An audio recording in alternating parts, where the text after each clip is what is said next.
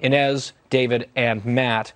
So let's start with this Saudi move, Matt. It's my favorite, and by that I mean least favorite part of their findings, was that it was not a premeditated killing. I guess they just brought the bone saw along just in case. You always have one just sort of handy in case. It's important. You might get an actual journalist in a consular facility. No, these guys were low-level, kind of nobodies. They took the fall. It was a secret sham trial. Every human rights organization that's looked at this says it's garbage.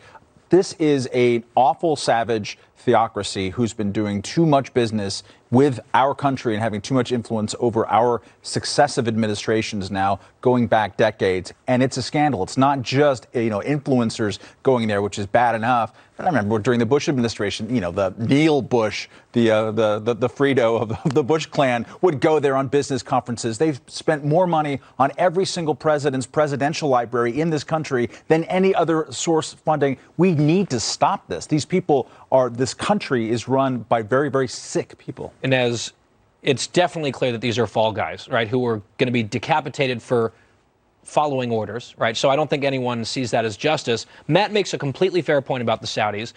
Is the counterpoint, yes, they are terrible, but they're a necessary bulwark against Iran, for example, and so we have to sort of play ball a little bit, even if they're awful. Look, I think that's exactly right. If we're going to choose our allies only based on, those who live up to the standards of Western democracies, the world is a very ugly place. And our comparative, other options in the region, right? Iran probably executed 1,500 of their protesters in the last couple weeks, which is not getting splashed across the news in the same way. That's a good point. And then, we just had politicians from Ivanka Trump, all the, Lindsey Graham, media folks from BuzzFeed all gathering at this Doha forum.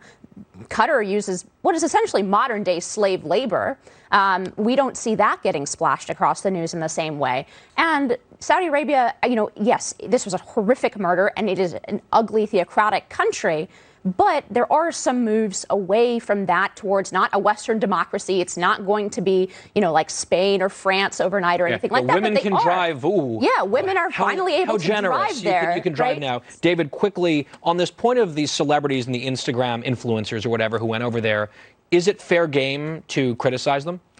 Yes, of course. But I'm the attorney on the panel. I'd like to talk about the trial a little bit. Okay. I mean, first of all, that was a year trial where closed doors, nobody could talk about what